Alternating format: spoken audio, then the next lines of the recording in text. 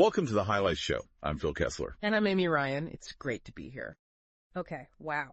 That webinar we just finished on Puerto Rico's solar and storage progress, my brain is definitely still buzzing a bit. Oh, absolutely. Yeah. So much valuable information packed in there, but also a lot to chew on, about the progress, but also let's be real, the challenges. Exactly. It felt like a really honest look. Even though we were just listening in, it felt quite reflective. It really did. Incredibly dense, but in a good way. I definitely came away feeling, well, a mix of things. Huge hope, obviously, for their energy future. Yeah. But also, a real sense of urgency. There was just so much to unpack. Okay, right. Let's try and unpack some of it then.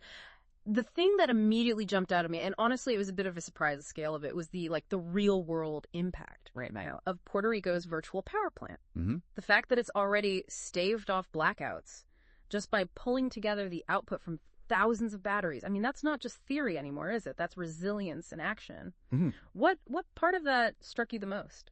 Exactly that, the tangible application.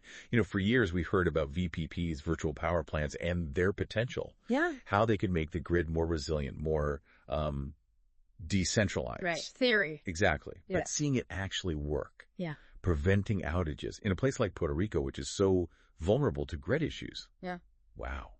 That's a game changer. It really shows how all those individual batteries, in homes, businesses, Mm-hmm.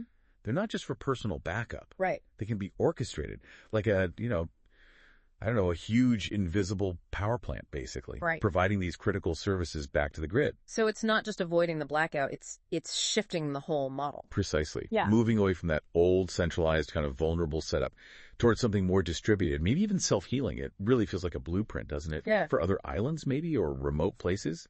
Shows how this kind of distributed defense against outages can be way more adaptable than just, bigger generators. That's a really powerful way to put it. Proactive resilience, not just reactive backup. Okay, so these VPPs are more than just a quick fix. They're actually reshaping things. Yeah.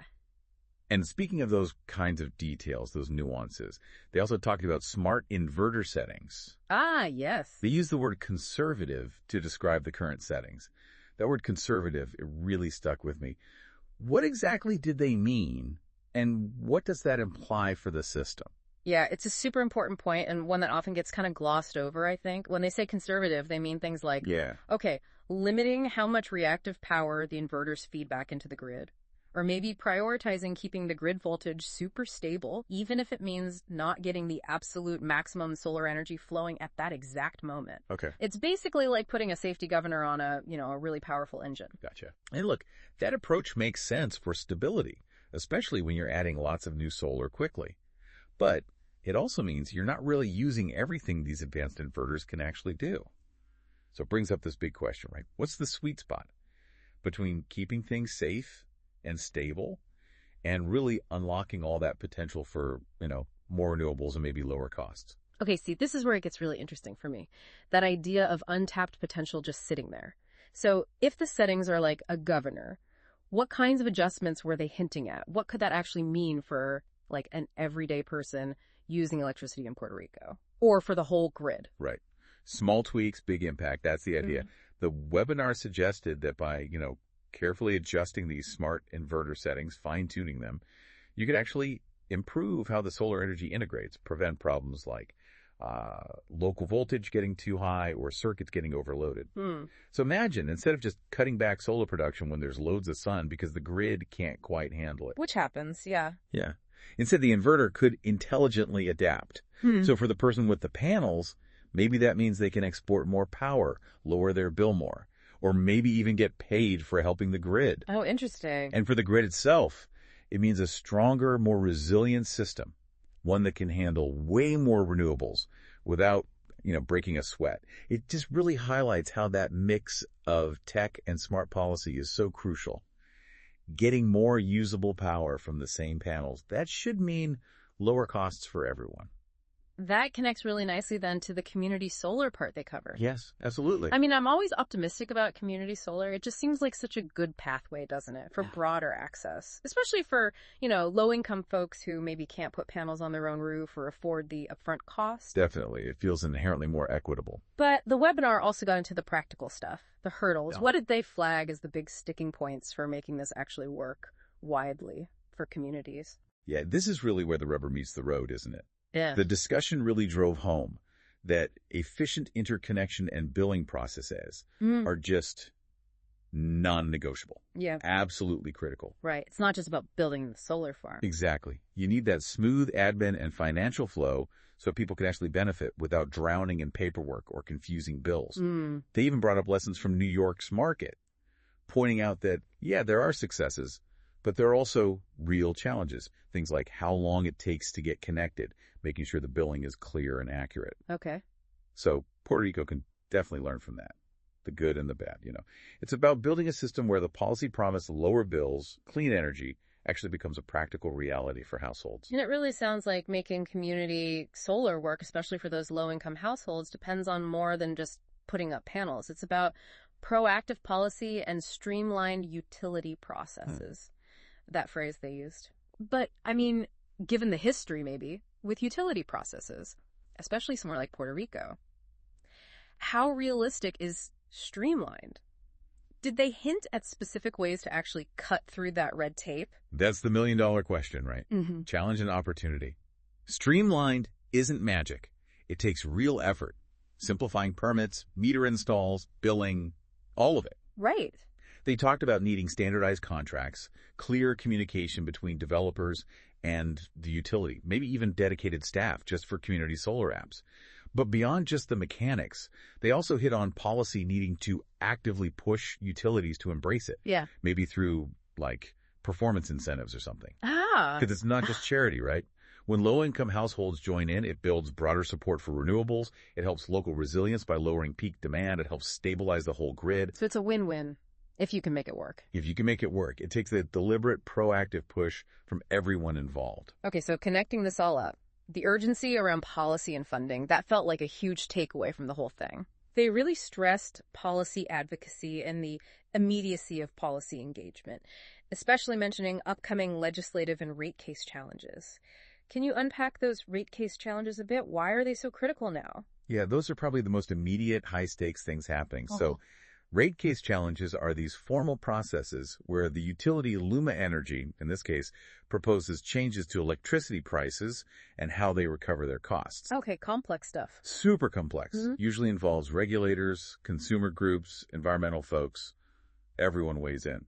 And for Puerto Rico, these are vital because they decide how Luma can structure its prices and what it invests in. Advocates are pushing hard to make sure the new rates actually support distributed solar and storage, not make it harder or more expensive. Got it. And the other urgent piece was leveraging federal ITC benefits before they expire. What's the ITC and why the rush? Right. The ITC, that's the investment tax credit. It's a massive federal incentive. Right now, it gives a big tax credit, like 30%, to businesses and homeowners who install solar. Okay, 30% is huge. It really is. It drastically cuts the upfront cost, makes projects way more affordable. The webinar flagged that while the ITC is strong now, its long-term future, especially for bigger projects, isn't set in stone forever. So using those benefits now is key to getting projects built quickly and making the numbers work. It's about grabbing those current incentives and locking in favorable rules while they can. Urgency is definitely the word. So, boiling it down, what does this all mean for actual steps? It really drives home that it's not just about cool tech. It's about political will. It's about action. Absolutely. They mentioned needing swift and targeted pilot programs for community solar and that ongoing effort to overcome bureaucratic challenges through diplomacy and transparency. What did the diplomacy and transparency piece look like in practice based on what they shared? Yeah, it sounds like a lot of hard, often behind-the-scenes work. Yeah. Diplomacy and transparency here means that strategic engagement with government agencies, with the regulators, with Luma itself, try to make sure the rules actually help the energy transition. Yeah, not hinder it. Exactly. Sharing data to show the benefits of solar and storage, trying to build consensus, finding those administrative roadblocks and clearing them, like setting up those pilot programs. That means getting everyone to agree on a simpler way to start small, test it out, then scale up. It's about building trust, often overcoming, old ways of doing things. Yeah. It was actually pretty fascinating to hear how they're navigating that, not necessarily through big fights, but through persistent, informed dialogue. And something else I picked up on which felt really positive was the collaboration aspect. Yeah. They talked about working with utilities like LUMA, not just against them, and bringing in expertise from organizations like CS, the Coalition for Community Solar Access, even learning from the New York Solar Energy Industries Association. Why are those kinds of partnerships so important here? Oh, that's such a crucial point. Yeah. It really shows that knowledge is powerful, but it's most powerful when it's shared and applied together, right? Mm-hmm. Groups like SESA and the Community Solar Coalition, they have deep experience. They know how to make these markets work, the nitty-gritty of policy, interconnection, billing. Practical stuff. Exactly. They're practitioners. And getting insights from New York, that gives a real-world comparison, what worked, what didn't, in a market that's further along but still figuring things out. It just underscores that you need all these different players, innovators, policy people, the utility, community groups, everyone bringing their piece. It's how you solve complex problems, shared goals, learning from others, not trying to do it all alone. Well, look, this chat has definitely, as they say, just scratched the surface. For sure. Of what was a really, really insightful session. We've touched on VPP stopping blackouts, the potential in those inverter settings, community solar's promise and its hurdles, all resting on that bedrock of policy and collaboration. But the full webinar, it went so much deeper into the details that really make it all click. It absolutely did. And, it leaves you with this big question, doesn't it? Yeah. What's Puerto Rico's energy independence, its sustainability? What does it really look like long term, especially in a post-ITC era, when those federal credits eventually phase down? Right. It just emphasizes that need for constant innovation, ongoing advocacy, strong local policies to build on this incredible momentum and make sure the transformation lasts. Exactly. So if anything we talked about here sparked your interest even half as much as it did ours, I really, really encourage you to watch the full webinar. Honestly, it's packed with invaluable perspectives, real actionable stuff from the people doing the work. Yeah, definitely worth a watch. You can find more info about SESA, that's the Solar and Energy Storage Association of Puerto Rico, their membership, tickets for their upcoming summit at the Caribe Hilton in San Juan. It's all on their website, www.celasapot.org. And they also mentioned if you're interested in workshop participation for Community Solar Initiative specifically, you can email secretariat@jrsp.pr.gov.